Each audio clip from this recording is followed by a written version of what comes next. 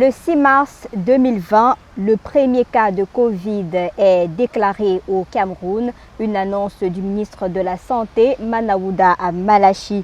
Aujourd'hui, cela fait exactement un an que le monde entier lutte contre cette pandémie. Les habitudes de vie ont pratiquement changé. Il faut respecter les mesures barrières.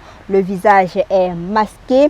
Les gels hydroalcooliques sont devenus de fidèles compagnons. Et depuis quelques semaines au Cameroun et même à travers le monde, on note une résurgence du Covid-19 et de plus en plus, la piste de vaccin est évoquée au Cameroun. Dans d'autres pays, c'est déjà le cas. Et pour évoquer toute cette problématique, nous recevons comme invité de la semaine ce jour Shalom Doula Djofé, c'est le secrétaire permanent du programme élargi de vaccination au ministère de la Santé publique du Cameroun. Shalom Doula, bonsoir. Bonsoir. Comment vous allez? Je vais très bien. Vous n'avez pas peur du Covid?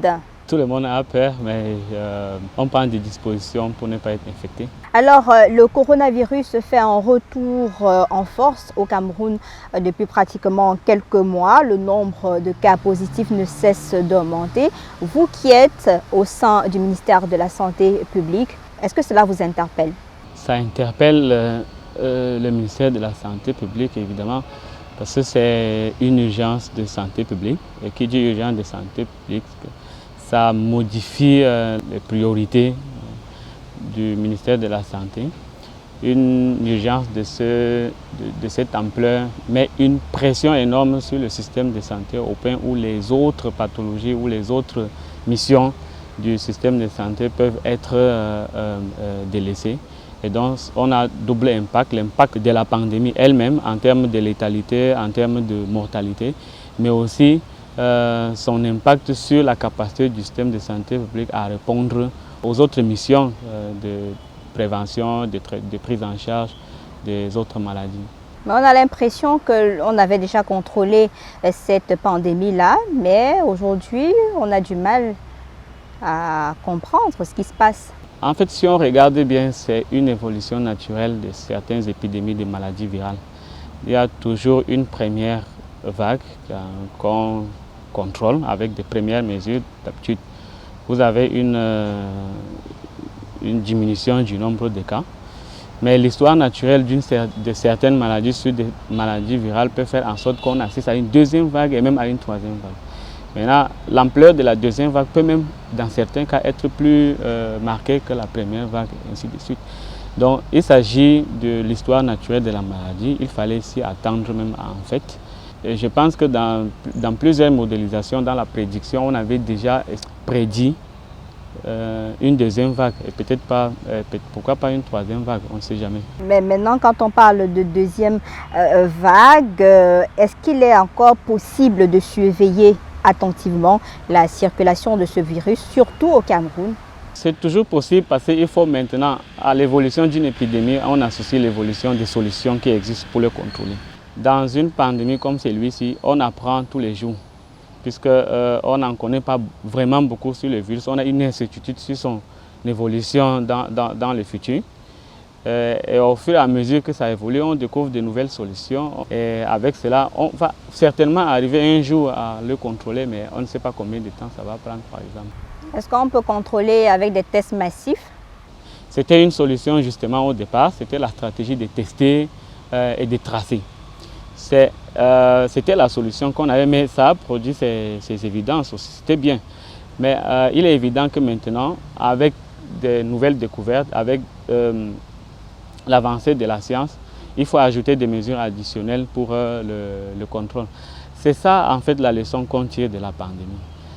Dans la réponse, on évolue au fur et à mesure avec les solutions scientifiques et non scientifiques aussi qu'on découvre au cours de l'évolution. On a commencé avec justement ces tests-là et après le port du masque, le respect de mesures barrières, la distanciation physique. Est-ce que tous ces éléments suffisent aujourd'hui pour éviter une reprise épidémique? Les mesures qu'on a prises sont tout à fait pertinentes. On s'est basé sur les données qui existaient et sur les moyens de contrôle de l'épidémie qui existaient. Les mesures barrières, la distanciation physique, le lavage des mains et toutes les mesures qui ont été prises ont été pertinentes et continue d'être pertinente actuellement dans le contrôle de la pandémie. Il y a un relâchement à tous les niveaux, c'est-à-dire qu'il y a des événements, il y a dans les marchés, il suffit de circuler même, que vous vous rendez compte qu'on n'y croit plus vraiment. Le relâchement fait suite à une baisse de la perception qu'on a du risque de la maladie. Actuellement, dans la plupart des pays africains, même au Cameroun, on pense que ce n'est pas vraiment un risque pour la maladie. Dans certaines conditions, on peut dire que le fardeau relatif au Cameroun par rapport aux autres pays en Occident montre quand même que le fardeau est moindre par rapport aux autres pays. Et du coup, il y a une certaine perception des risques qui est amoindrie. Et donc, si on ne croit pas qu'il y a un risque, on ne prend pas de dispositions pour éviter. Les gens seront un peu plus conscients lorsque ça touche un membre de leur famille, par exemple. Mais il y a des chiffres qui sont évoqués chaque jour par le ministre de la Santé à travers des tweets. On a l'impression que même ces chiffres-là, ça ne parle pas beaucoup à certaines personnes parce qu'il y en a encore qui vous disent que vraiment cette affaire, c'est une affaire des Blancs. Nous, on a nos potions magiques ici pour contrecarrer ce virus-là. Mais à un moment, il faut qu'on prenne conscience d'un risque avant que la maladie nous touche de façon personnelle. Il faut prendre conscience de ça et c'est justement l'objectif de la communication du ministère sur la gravité de la situation. C'est juste pour amener les gens à être conscients qu'il y a un risque et ce risque, il faut prévenir l'aggravation en prenant des mesures un peu plus tôt. Parce que lorsque la situation va s'aggraver, les gens ne vont pas se rappeler qu'ils ont dit ça. Donc on va toujours chercher à argumenter pourquoi on n'a pas pris des mesures beaucoup plus tôt. Justement.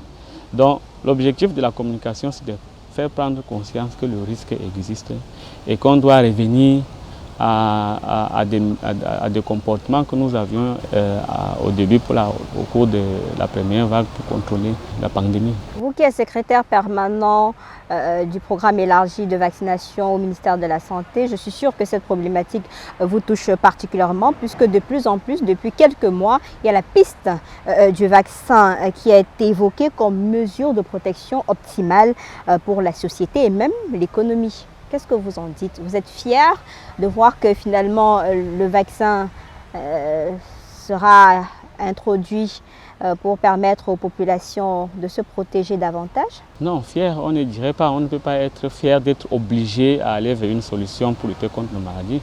On aurait préféré qu'on n'en arrive pas là. On aurait préféré qu'on ne soit pas obligé. Arriver à un vaccin, ça veut dire que c'est une carte rouge, l'alerte est rouge ou rouge pratiquement? Non, ce n'est pas que ça soit une alerte rouge. C'est la situation épidémiologique qui impose la recherche de solutions à une maladie. On aurait préféré qu'on ne soit pas en épidémie, qu'il n'y ait même pas de pandémie pour qu'on ne soit pas obligé à proposer des solutions. Donc, on ne peut pas être fier que maintenant on parte vers une solution vaccinale. Maintenant, ça peut être un espoir, puisque la situation peut l'exiger.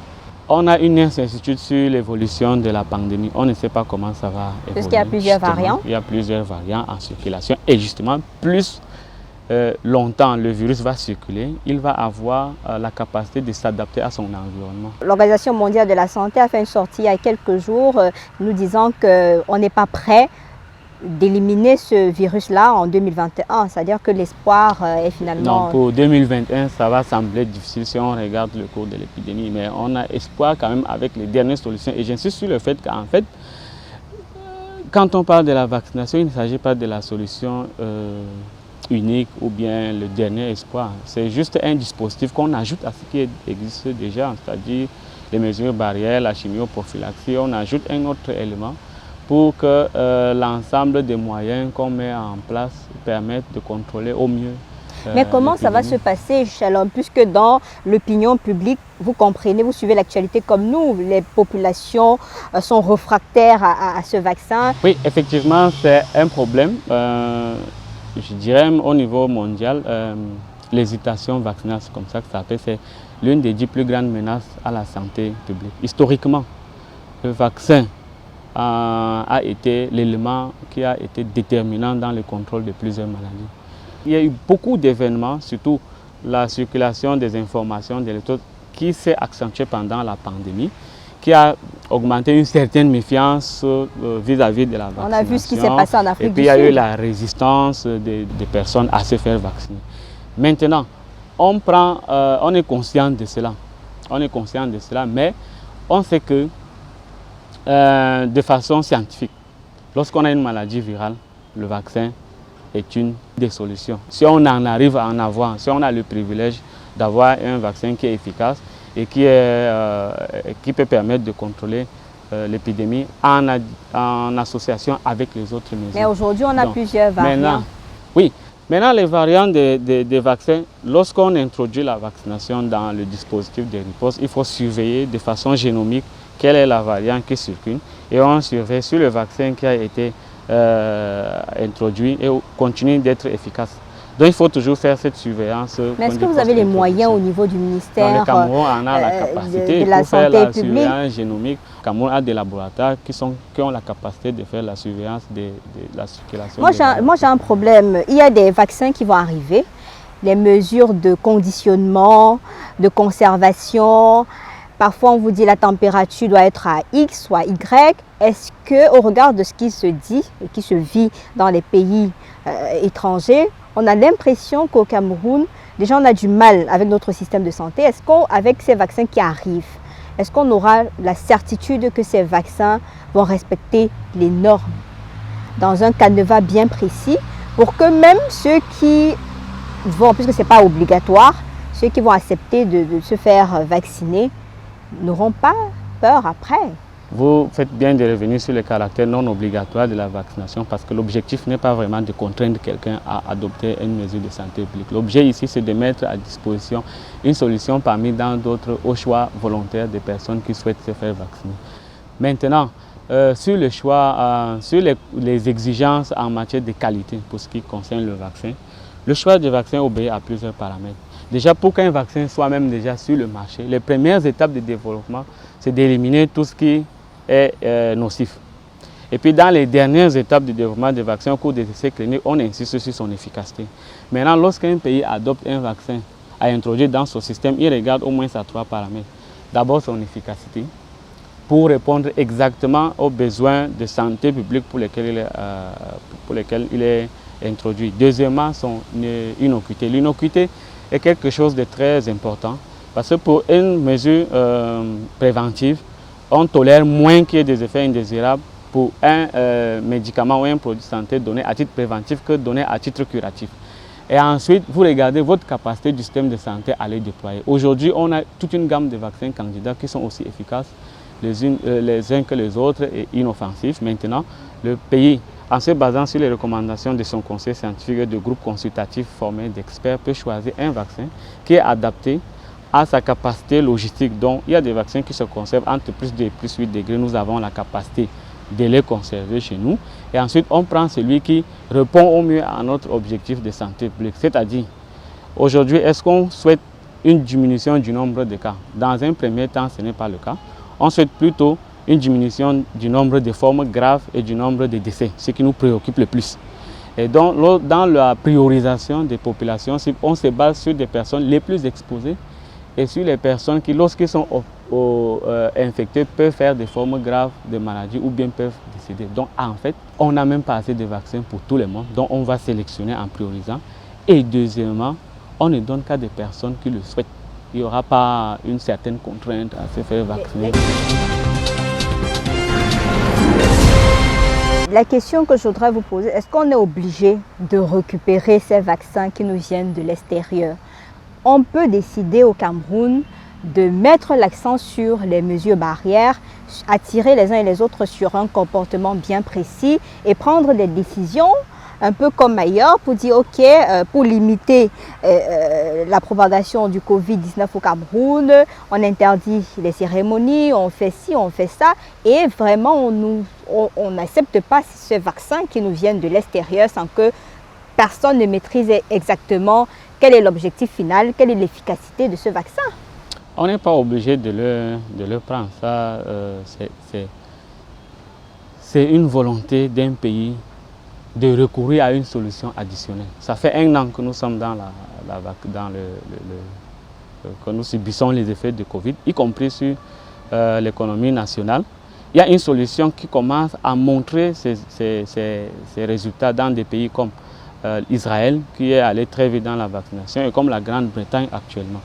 Alors, comme on a déjà eu un recul assez suffisant pour observer quel est son effet dans les autres pays. On n'a pas les mêmes morphologies, on n'a pas les mêmes... Exactement. Voilà. C'est à vous maintenant de faire votre préférence en examinant les données liées à la mise au point des vaccins ou vos données épidémiologiques pour choisir qu'est-ce qui est mieux pour votre pays. Mais vous qui êtes au niveau du programme, quel est le vaccin qui est choisi pour le contexte camerounais et qui va certainement vous amener à atteindre vos objectifs, quitte à protéger votre population? Non, le choix des vaccins en fait repose sur un groupe consultatif indépendant formé d'experts en la matière, des experts camerounais. Donc pour le moment, on ne connaît pas encore le nom du vaccin? On a des préférences pour des vaccins qui peuvent être conservés dans notre chaîne de froid, dans notre condition entre +2 et +8. C'est une gamme qu'on propose aux décideurs pour qu'ils choisissent. Donc actuellement, on peut avoir dans le pipe le vaccin de AstraZeneca qui est déjà reçu l'approbation. Et maintenant, il y a d'autres qui sont en train d'être examinés comme le vaccin russe, Sputnik, ou le vaccin de Johnson & Johnson. Et donc, l'ensemble de ces options, justement, c'est ça qui est très intéressant. Vous avez toute une gamme. Et vous pouvez avoir des préférences à ces vaccins en fonction des résultats que vous voudrez produire. Qu'est-ce que vous répondez aux personnes qui disent que c'est un schéma qui a été bien précis, c'est-à-dire donner l'impression qu'on est en train de vaincre cette pandémie-là et après un moment signaler une résurgence pour facilement introduire le vaccin au sein de la population et avoir des financements? On est dans quelque chose qui est de très sérieux. Il y a des gens qui perçoivent le risque de cela. Et on ne veut pas que la situation s'empire. Et donc, il faut agir au moment où on pense qu'on n'est pas encore à un stade de gravité, mais on perçoit le niveau de gravité. Mais on va vous dire que ça a été pareil avec le VIH-Sida. On a crié que c'était grave, c'était une pandémie. Mais finalement, il n'y a pas eu de vaccin, mais on a réussi. On continue avec les campagnes de sensibilisation, les messages auprès de la population. Pour le VIH, on a mis beaucoup de temps à le vaincre. Le sida a commencé avant 1990. Et aujourd'hui, on a encore des orphelins, des personnes qui ont été affectées durement au cours de leur vie à cause de cette pandémie. Et au moment du VIH, on n'a pas parlé de vaccin. On n'avait pas la technologie à l'époque pour aller plus rapidement avec des solutions. Vous voyez, la technologie évolue pas seulement en matière de communication, on parle de téléphones avec beaucoup d'options aujourd'hui, même en matière de développement des solutions médicales, la technologie évolue tous les jours. Quelque chose qu'on pouvait faire en 10 ans à l'époque, on peut le faire assez rapidement. Et donc, on ne peut pas laisser de côté une solution qui peut apporter quelque chose de positif juste parce qu'on a des considérations liées au choix individuel. Et on oublie que des personnes sont en attente justement de cette vaccination. La mission de l'État, c'est quoi? C'est de mettre à la disposition quelque chose qui peut susciter le choix des personnes. On ne peut pas se limiter seulement à la volonté des personnes qui n'en veulent pas. Mais pourquoi ne pas développer le volet traditionnel comme on a vu au départ pour pouvoir accompagner les pouvoirs publics dans cette lutte-là et nous éviter un vaccin dont personne ne sait exactement. Vous entendrez dire que le vaccin va venir tuer. En fait. Mais c'est justement ça dans l'opinion publique, c'est-à-dire qu'on a vu ce qui s'est passé en Afrique du Sud, nous tous on suit l'actualité. Non, l'Afrique du Sud, il y a eu quoi en Afrique du Sud? Ça, c'est une fausse information. Il y a eu des personnes qui ont eu des effets secondaires après la prise. Si, ça a été après la prise du vaccin. En fait, il faut être très critique sur les informations qui circulent. En fait, pour l'Afrique du Sud, ce que je sais, ils ont commandé un vaccin et avec les résultats de leur surveillance génomique, ils ont trouvé que le vaccin qui a été commandé ne peut pas aider à diminuer l'incidence de la forme du virus qui circule. Ils ont juste arrêté l'utilisation de ce vaccin. On a vu des vidéos circuler, on a vu des vidéos. La vidéo, en fait, il y a ce qu'on appelle les post-vérités. C'est-à-dire les post-vérités, c'est qu'on prend des vidéos d'une certaine époque, qu'on les sort de son connaît et on compte. Donc j'aimerais bien voir cette vidéo. Moi, je voudrais juste comprendre, rassurer, pour que vous qui travaillez au sein du ministère de la Santé et qui êtes dans le domaine de la vaccination avec en permanence la gestion de ces vaccins-là, que vous pouvez rassurer, il faudrait rassurer l'opinion publique. Ça, le problème, on a vu des parents se braquer pour la vaccination de leurs enfants. Jusqu'à présent, on a une couverture vaccinale qui n'a pas encore atteint les objectifs recherchés au niveau du ministère de la Santé parce qu'il y a des croyances religieuses, il y a des traditionalistes, etc. C'est à vous de nous montrer ou bien de montrer à l'opinion publique que ces vaccins qui arrivent, justement, on a véritablement besoin de cela. Justement, c'est ce qu'on est en train de faire. En rassurant, on dit d'abord que ce n'est pas un vaccin obligatoire. Normalement, on ne devait pas avoir une inquiétude sur quelque chose qu'on vous propose, dont vous avez le choix de choisir, premièrement.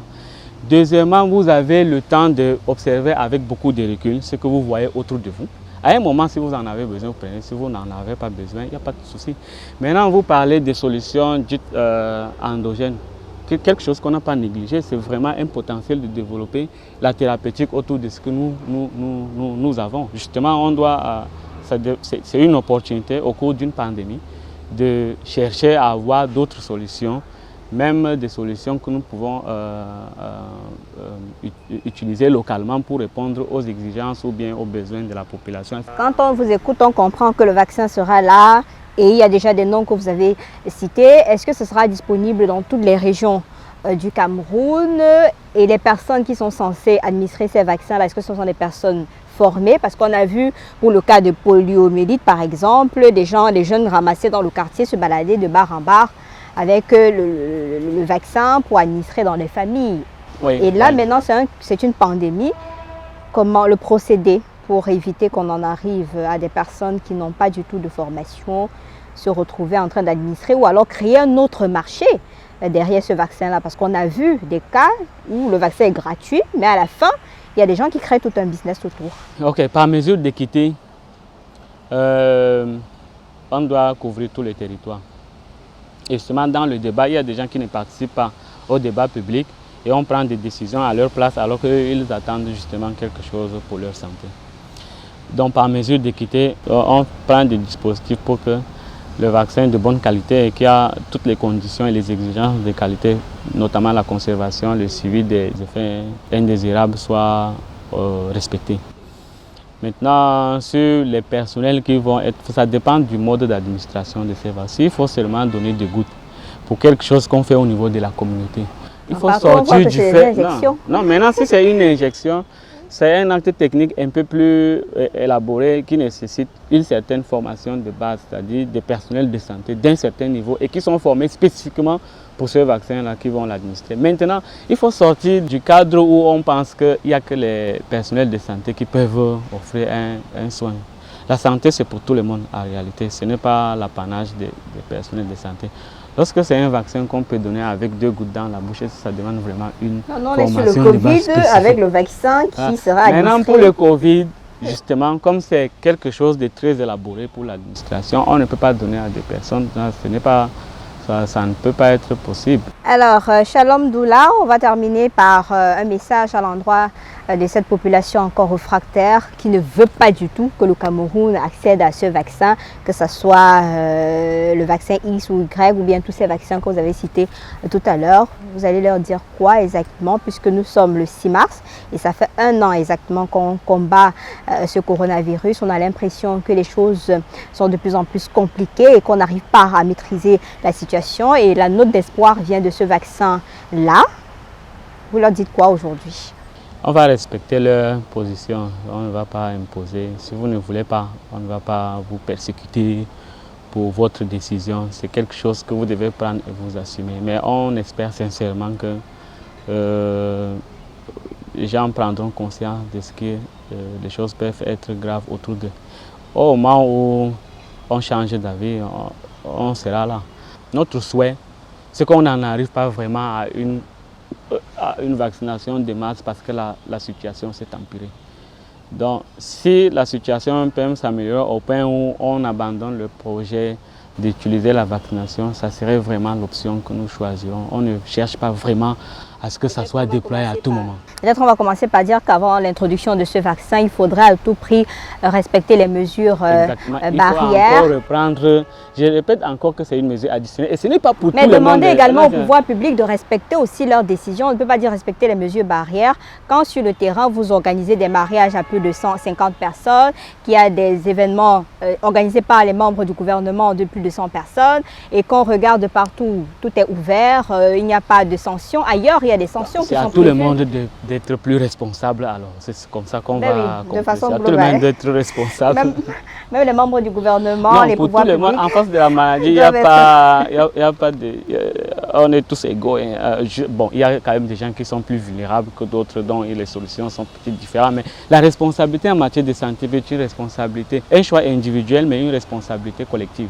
Alors c'est avec ces mots qu'on va terminer cet entretien. Oui, je conclue, je ne suis pas encore professeur. Ça viendra peut-être un jour, mais je ne sais pas. Tout à fait. Et ce sera rectifié justement par votre service de communication. Shalom Doula, merci d'avoir fait le déplacement de Yaoundé pour Douala pour répondre à cette problématique liée au vaccin du Covid-19. Je rappelle que vous êtes secrétaire permanent du programme élargi de vaccination au ministère de la Santé publique au Cameroun. On a compris, le vaccin n'est pas obligatoire. Il est important ou impératif pour les uns de respecter tout simplement les mesures barrières, port du masque, distanciation physique à respecter. Et si vous n'avez rien de particulier à faire hors de votre domicile, restez tout simplement chez vous. Mesdames, messieurs, c'est la fin de l'invité de la semaine. J'aurai le plaisir d'être des vôtres la semaine prochaine avec un autre invité certainement. Bonsoir.